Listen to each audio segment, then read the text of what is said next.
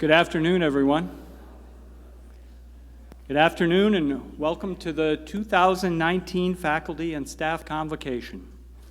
My name is Steve Evans, and I'm a professor in the Department of Psychology. And earlier this year, I received the honor of being named the university's 2019 Distinguished Professor. Thank you.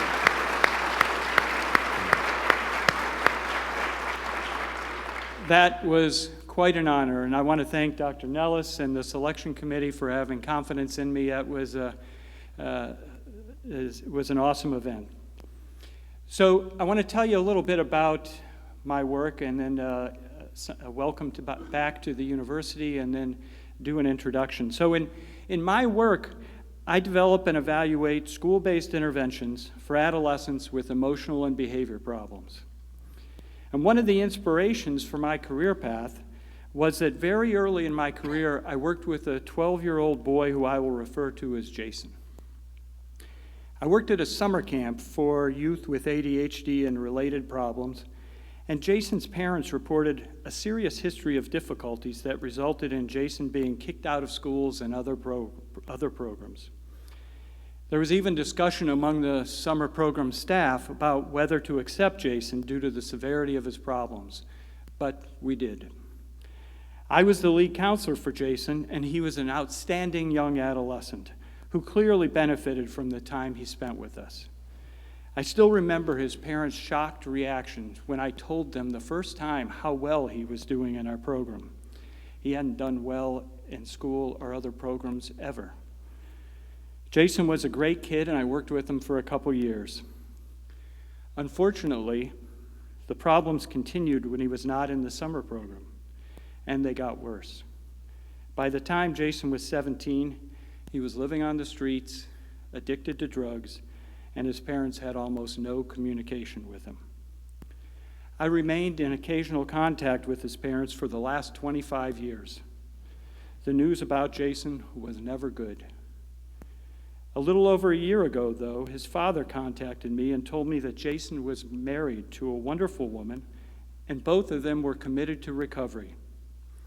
A few weeks ago, I saw on Facebook that they celebrated their first year clean.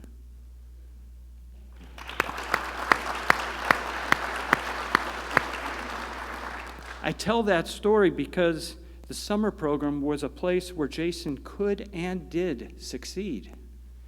My focus when working in schools is to help schools become a place where adolescents with emotional and behavior problems can succeed. Unfortunately, among adolescents with emotional and behavior problems, there are still too many stories like Jason's. But finding a place where one can succeed does not just apply to our public schools, it applies to our departments and colleges right here at Ohio University.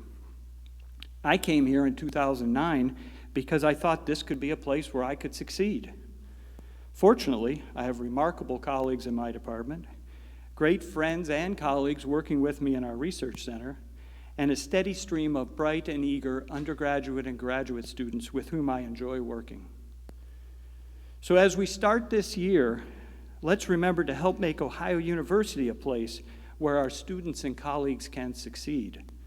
Let's find a way to give them the encouragement and opportunities to enjoy their studies and find the passions in their work. When Dr. Nellis called me in April to let me know that I had been selected as a distinguished professor, he told me more than once that he was proud of me. That really meant something to me. I guess at my age, people do not tell me very often that they are proud of me, except for my wife, and I really appreciate that. In fact, I think that we probably do not tell people of any age that we are proud of them often enough. There are many times that I've been proud of my students and colleagues, but I doubt I've communicated that as often as I should. As we begin this academic year, I encourage all of us to express our pride in the accomplishments of others and find ways to convey encouragement and provide opportunities so Ohio University is a place where all of us can enjoy and succeed at our work. And now it is my great honor to ask you to join me in warmly welcoming to the podium the 21st President of Ohio University, Dr. Duane Nellis.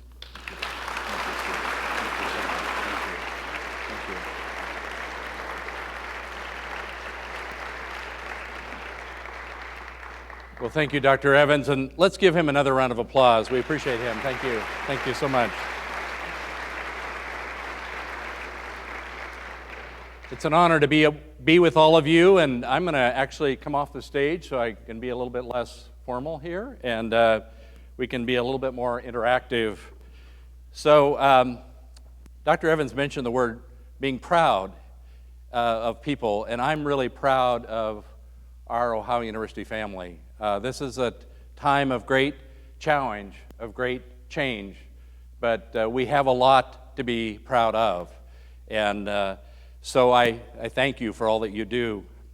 At the same time, this is a defining moment for our university. This is a time of great change, not only here at Ohio University, but across our nation and the world. Now, if you remember, some of you, I gave you an assignment back on April 25th. I sent out a memo with a series of questions. So I assume you've all done your homework, right? You're ready to go? No? So we're going to work on those questions today in the context of framing our university of the future as we move forward. So, again, this is a new landscape in higher education. And it's going to require a lot of collaboration, of sharing of ideas and concepts, and working collectively together to create a dynamic future for our university, a sustainable future for our university. We must move forward collectively. We must decide on the best direction for our future. Now, you know, I'm a geographer, and so direction's really important, and distances, movement, and the way in which different phenomena interact.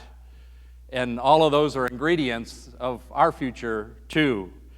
Higher education is undergoing a fundamental shift, and it's imperative that Ohio University pivot and adapt to this new opportunity. And you'll all have a new assignment at the end of my comments today. So these changes that are just some of them are summarized here. And it's really fascinating to me because I was just reviewing my comments for today, and Laura Myers sent me an article that was in the Atlantic that just came out, and a lot of the same points are made in there, and the need for the shift in higher education. So it was really timely and kind of interesting that the Atlantic took all of our ideas and is using them. But look, you know, you just look at this list of things that are changing. The new traditional student. You know, we think about the student, the 18 to 22-year-old, and we kind of think of that as our traditional student. But what is happening now is the non-traditional is becoming the traditional. We're getting students at a very different stage. Many of them are coming in with 15 to 30 credit hours. Others are going out and working after high school and then coming back in. So we need to be prepared for this new dynamic. We need to be courageous for this new reality. And we have choices to make. But through a shared, engaged process, we can reclaim our institutional legacy. You know, we were the first public university in the Northwest Territory, and we're all proud of that. I'm proud of that. I use that a lot when I'm talking to our alumni and friends of the university. And we have many leading programs that we can be very proud of, like the Honors Tutorial College. It's amazing, one of the top in the nation. The Ohio Guarantee, we were a leader in this state. Now every other university in the state has followed us, but we were out front in the Ohio Guarantee. Our Innovation Center was way ahead of any other innovation center in most of the United States. We were one of the first innovation centers, and it continues to lead. We continue to receive national and international recognition for that. And units like the Avionics Engineering or the Scripps College, they continue to be national and international leaders, and many other programs as well. So we must choose to fearlessly take the helm and once again lead. We were the first university, and now we need to be fearlessly first to the future. In the context of the challenges we face, I want to share my vision for the future. So these words here, our historic university must meet the convergence of challenge bearing down on higher education today by dynamically reshaping how we realize our enduring mission of education, service, and discovery. While embodying the goals of our strategic pathways, we will proactively move our institution in a new direction that is rooted in our history and values, but is not limited by the traditional higher education models. We will become the most dynamic, responsive, leading-edge public higher education institution, and in so doing, reclaim our legacy of being fearlessly first. That is our future.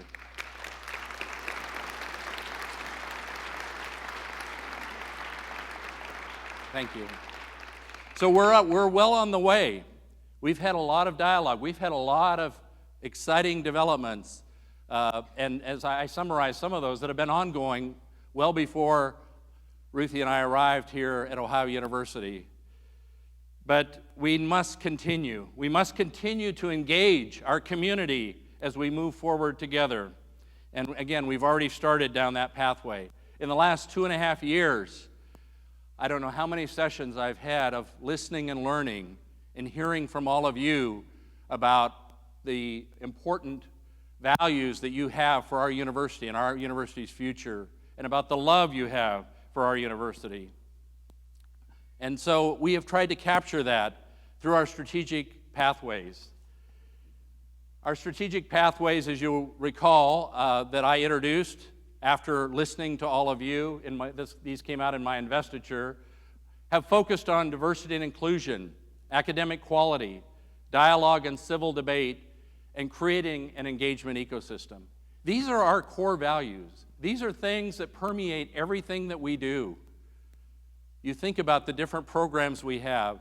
These are key elements of that and what we try to educate our students about and try to impact our communities, our region, our state, our nation, and the world.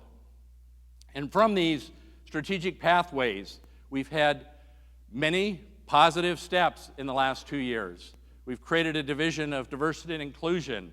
We have a new honors program. We have 370 new students in the honors program this fall. Amazing. So excited. And it's so important.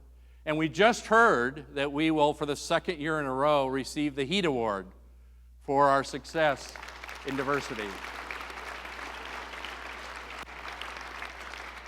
And I know Gigi would be the first to say we congratulate all of our university family in that recognition.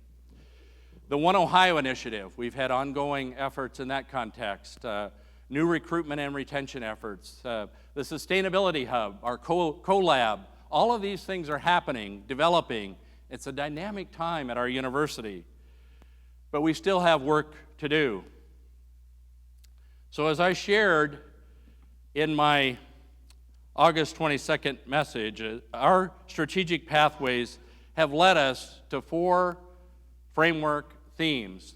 And under this strategic pathway slide you see up here, I had the core values emphasized. But I want to transition to these strategic framework themes that have evolved in the context of all the dialogue we've had over the last 2 years. These include access and inclusion, where we will embody the purpose and promise of public higher education as an engine of social and economic mobility. We want to focus on student success and transformation. We will challenge and empower our students to discover knowledge in a collaborative learning environment that reaches across disciplines and into the broader community, preparing them to lead an ever more globally connected world. We want to be first in research and creative activities. We will build on our distinctive strengths of intellectual community by harnessing research and creative activity that directly connects to the needs and interests of our region and position Ohio as a leader in creating locally contextualized models that drive our national and global solutions.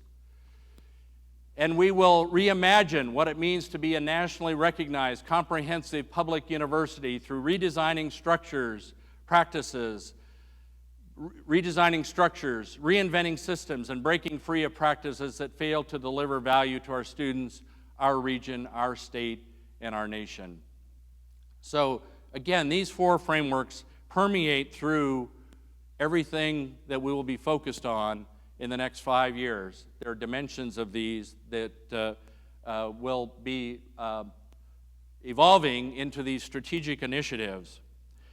So as our decision-making and action as a community moving forward is evolving, again, we will focus on these 4 framework themes. We'll move our institution collaboratively in a new strategic direction that is, again, rooted in our history and values, but is, again, forward-thinking, a new traditional educational model that we will create here at Ohio University. So now we need to get on to the April 25th questions. And I was talking to Joe Shields. Where's Joe at? Over here. He said he forgot his assignment in his office, so he's not ready. I saw Beth Longenecker earlier. She's our new dean of HCOM here for the Athens campus. Where are you at, Beth? Over here. She said she wasn't here in April, so I didn't. 2 people I talked to before this started, and they just weren't quite ready. But many others were. So let's hear what some of you had to say about this question: what are the learners of our future? When we think of an undergraduate today, I think many of us in our minds still picture an 18 to 22-year-old who's just coming out of high school. That picture is no longer accurate. It is people who are in the workforce, it's people who didn't go to college right away, it's people who went to college and want different degrees. I think with the opportunities presented by like College Credit Plus, the age shift might be, we might have students still getting 4-year degrees, but they might do it between the ages of 16 and 20.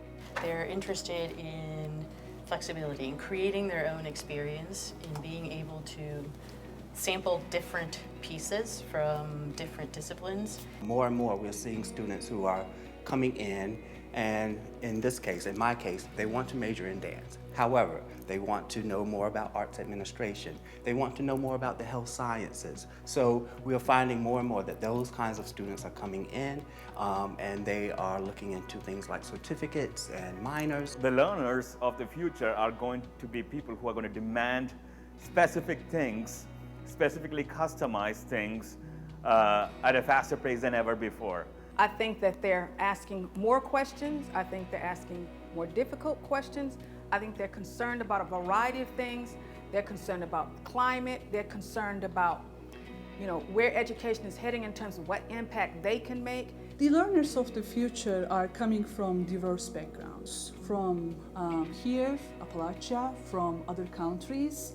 We want to become the university of choice for the next learners. We need to think about how to create flexibility within frameworks so that they do have a base that frames their experience and that frames the knowledge that they need to have, but they also have the flexibility to bring in their interests. The learners of tomorrow, the people that are coming to OU, have a continuously changing set of technology, ways of learning, the tools of learning, and to the extent that Ohio University can be in front and be inviting people to join us in using these new tools for learning, that would be better. I think about my kids who, when they want to learn something new, they go on YouTube and they watch a video for 2 minutes and they learn what they want to learn and they go off and do it. So I think we have to think about what are the things that are best learned in community, and then how do we find the right communities to help people learn those skills in a new way. So these questions and the work we must do as a community in order to find answers lead directly into 4 of our 11 strategic initiatives. And these are serious, right? So the first of these is the strategic initiative that focuses on catalyzing our strategic enrollment for lifelong learning. You all know who this is? Yeah, President Alden. Yeah, Alden Library. And anyway, we need to be focused. Focus on this part of the slide that says catalyze strategic enrollment. So we need to shift our recruitment efforts to better fit with today's landscape. It's changing dramatically. We all know that. It's changing in Ohio dramatically, throughout the Midwest, across our country. The Chronicle last week had a headline, "The enrollment collapse," like the stock market collapse. We're dealing with that. We want to be out front. We want to be fearlessly first in dealing with that and prepare campus for the needs of an ever more diverse student body. And we're aggressively working, all of us, towards that. And that includes everyone from the administration to our deans, to our department chairs, our faculty, our advisors, our recruiters, our enrollment management team. Everyone needs to be engaged in that. Number two, we need to elevate our marketing and branding. We will expeditiously and effectively build a strategic marketing plan based on data and research with the goal of elevating our national visibility. Number three, we need to increase our alumni and corporate engagement and coordination. So important. You know, we have all experienced our alumni across our nation and across the world, and they're so passionate about our university, but many of them aren't engaged. They talk with passion about the university, but they're not engaged with us. We need to do a better job of helping, working with them to help us with recruitment and in supporting this university that we all love. This increased, the next one relates to increasing student success. Our core commitment is to help every student to have success and graduate in a timely manner. We must work together to take them further than they ever imagined that they could go.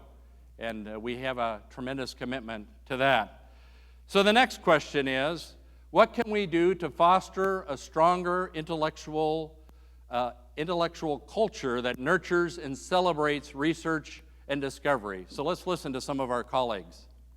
Most of the questions we face right now, challenges we face right now, are not about political science, just physics, just chemistry.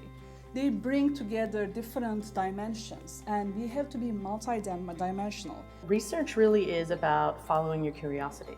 It's about having a question and figuring out how to find that answer.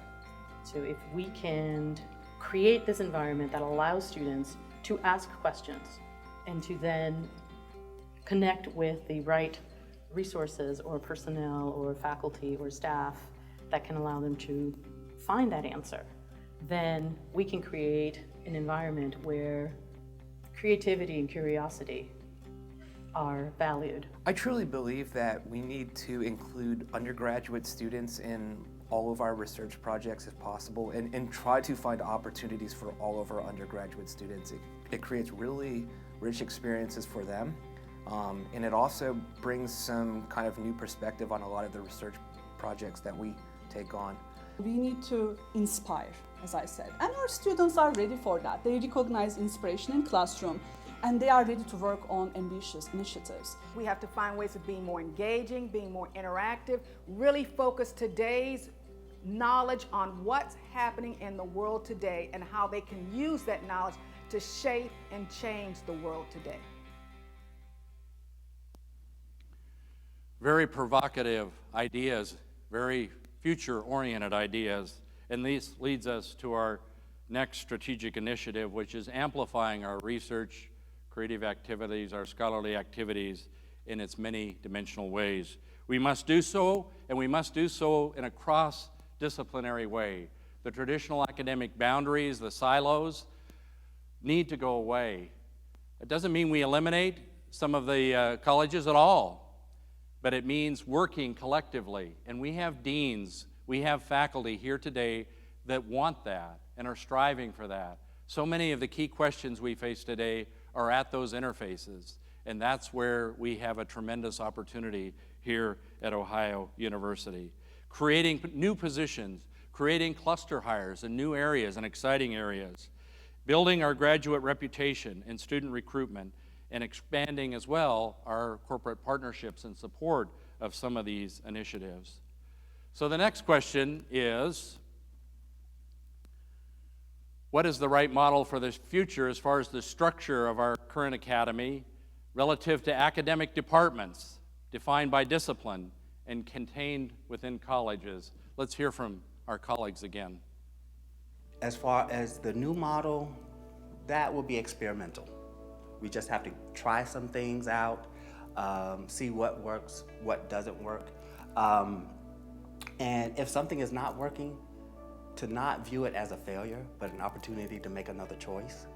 Look, I strongly believe that the future of the academy has to be borderless, right? There is some value in having these silos, but there is much more value to be gained by tearing down some of the traditional boundaries. Society and the world, they are not split up by departments or disciplines.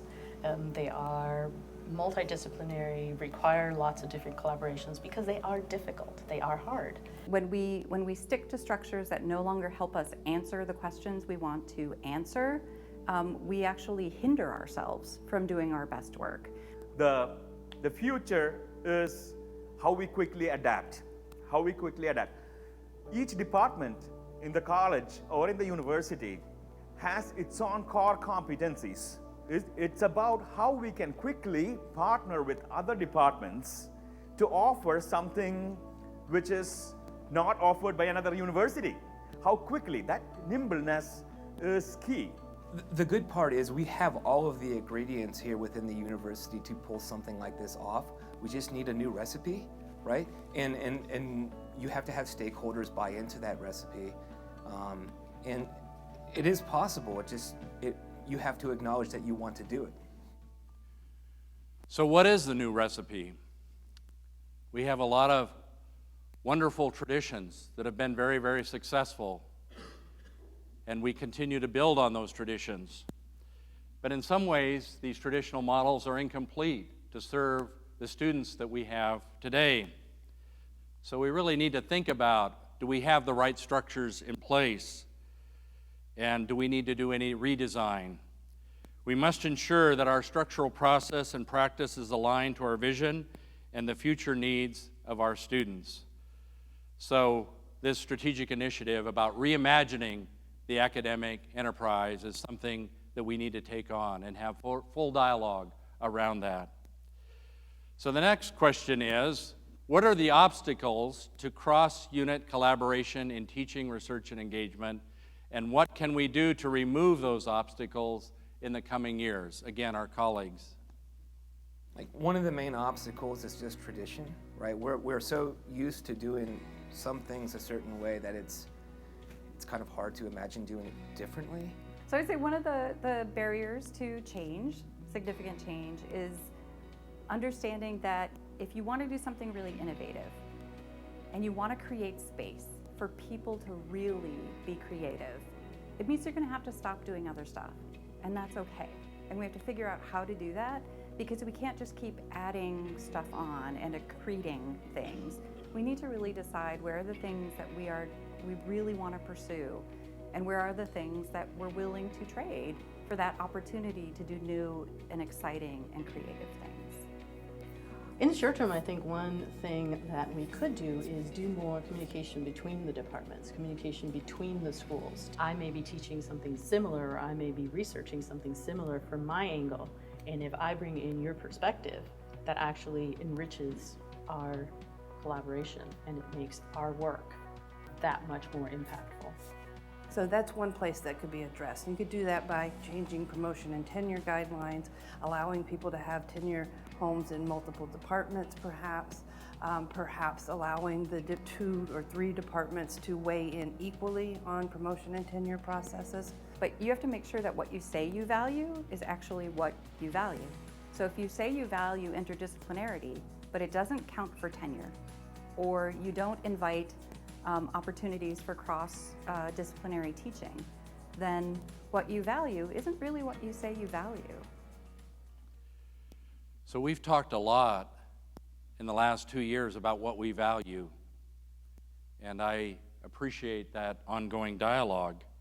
And that's led us to the One Ohio Integration Initiative, this united system. Instead of all these divisions, we need one university, one Ohio, as we move to the future. So that's our 7th strategic initiative. And again, this process is well underway, and we appreciate all of you that are part of that ongoing dialogue. Our 8th strategic initiative relates to reimagining space and the university's footprint. You know, the classrooms of tomorrow are going to look very different. They're already starting to change dramatically. Those of you that haven't been over to the Grid Lab need to take a look at that. It's amazing how it's changing.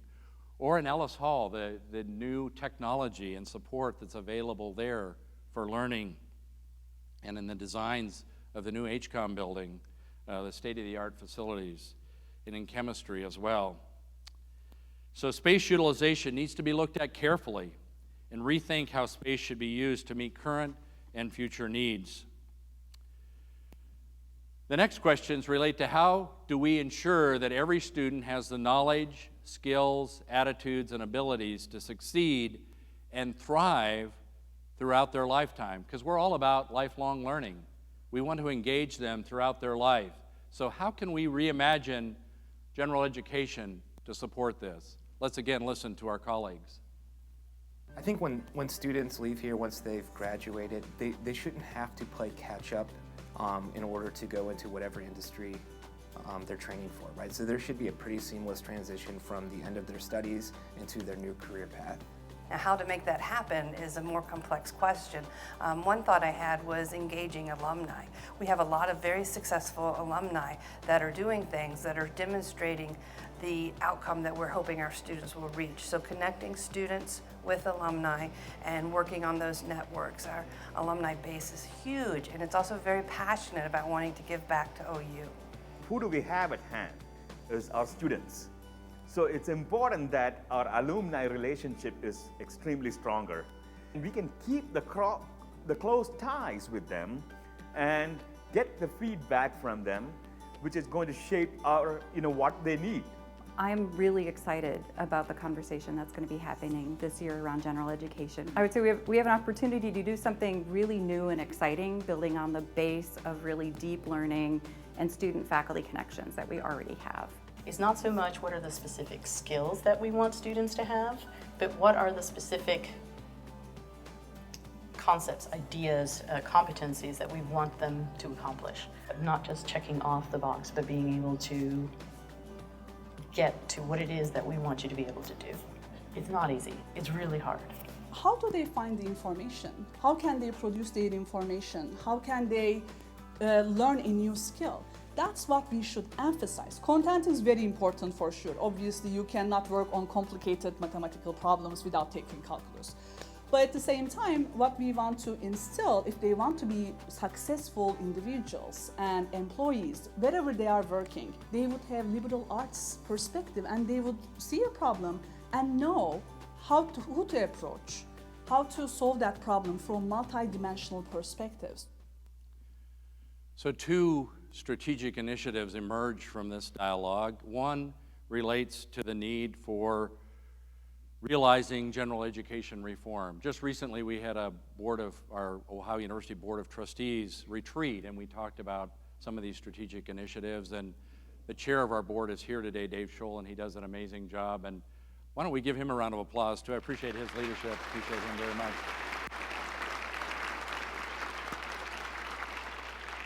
But Dave and other trustees were asking, well, how long has it been since we've done a change in our general education? You know, it's been 40 years.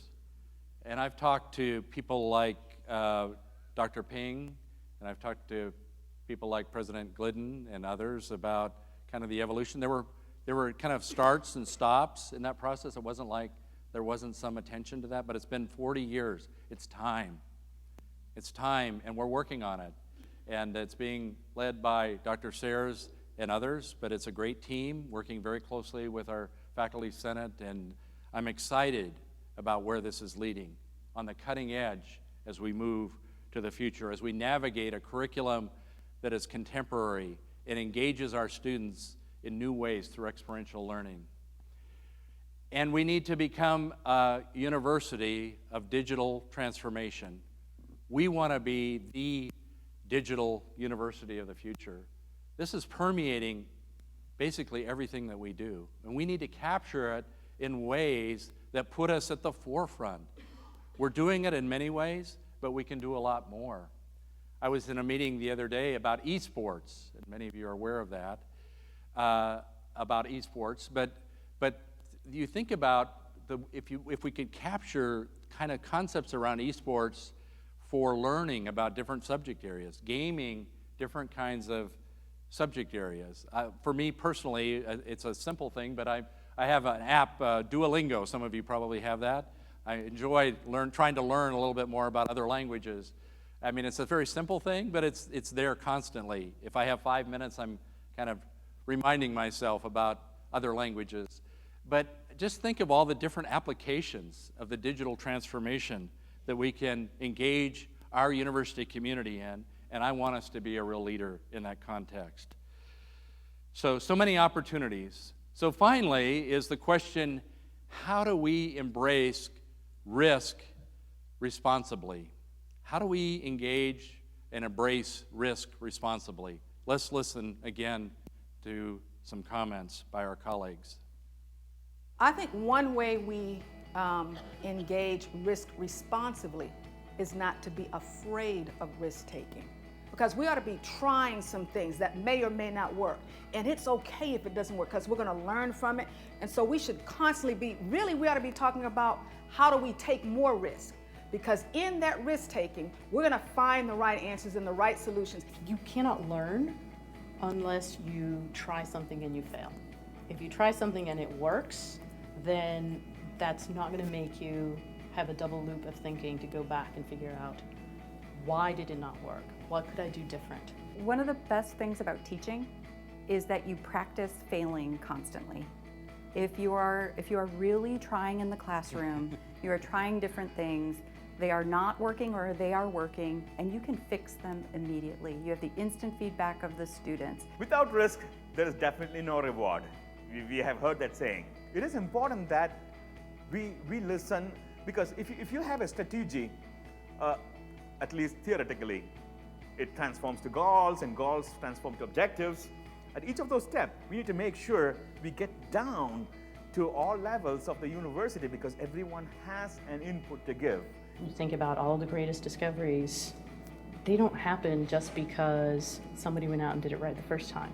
They happen because somebody went and did it out 4,000 times, and 3,999 of them failed, and then the one worked. I think that the message should be sent not only to the faculty, but also to the students, that we're growing, we're changing, and we got your back. That's right. So we have to be responsible to our budget realities, and the last strategic initiative is to build a dynamic budget model and rebalance our budgets. You know this has been a challenging time, but we can't focus just on the budgets. We have to be strategic. We have to take calculated risk. We have to think about our future in creative ways. We must replace our current budget model with one that promotes funding decisions that allow us to pivot towards new academic initiatives with a focus on the academic dimension of our university and meet the needs of our future student. So these are the 11 initiatives that we'll be working on in the next 5 years, all of us. And I need you to engage us in that process as we reshape our university to be fearlessly first. This is not a President Nellis plan. This is an Ohio University plan. This has evolved over the last 2 years, and each initiative was brought forth in a lot of discussion in various groups within our university community and has evolved from various conversations. Each initiative will continue to be informed by dialogue with all of you. In some ways, this is the beginning, so we're going to have a lot more dialogue around these initiatives as they continue to evolve. And I have some final words, and I want to be able to read them because I think they're really important as I conclude. So again, I invite all of you today to join me as we move Ohio University forward. We cannot begin to move these important initiatives forward or to reclaim our position as a leader in higher education without harnessing the talent, passion, and creativity of every member of our community. Since our founding in 1804, Ohio University has always been an institution that has responded to change. We've pursued new avenues of inquiry, and we've taken bold actions in order to best meet the needs of our students. We have outstanding faculty on our campus, outstanding staff, and we have some of the best students in the country, and our alumni are serving as global leaders. We also continue to be recognized nationally and internationally for excellence, including our recent jump of 100 positions in the Wall Street Journal Times Higher Education Annual Rankings. So I can't tell you how often I hear from alumni around the world about how Ohio University was key to their success and how enthusiastic they are about the programs and opportunities we offer on all of our campuses and online. We have internationally respected faculty, dedicated staff members, state-of-the-art facilities all across the Ohio University.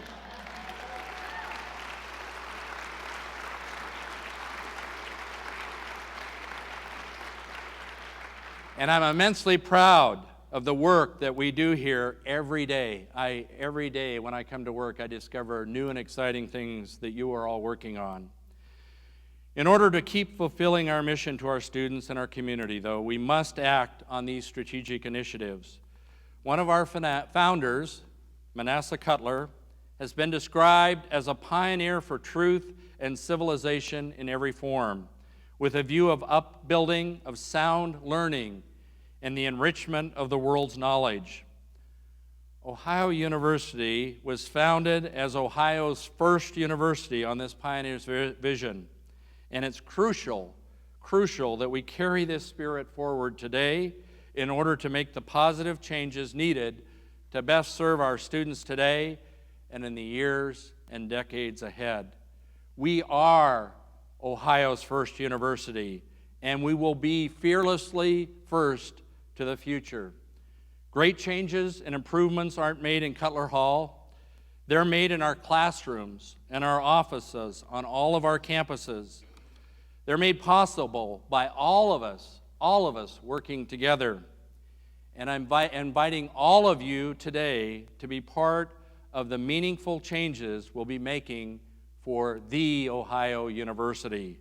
We must work with courage, collaboration, and confidence in order to turn these future-oriented and dynamic ideas into action.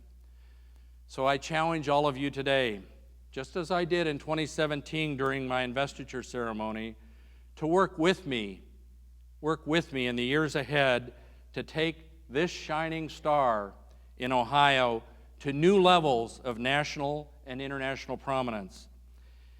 As an institution of teaching, learning, research, creative activities, and service, we have an obligation to future generations to reshape and redesign Ohio University. We must succeed and be the model, not only for our nation, but for the generations that will come after us. Working together, we will ensure a dynamic and sustainable future for our university. Our students, both current and future, our alumni across the globe, our partners, and our entire Ohio University family deserve nothing less.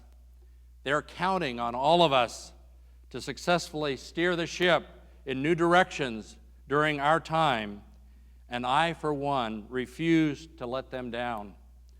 I know you'll join me, and I invite you to start today as we reclaim our legacy of being fearlessly first. Thank you very much. Thank you.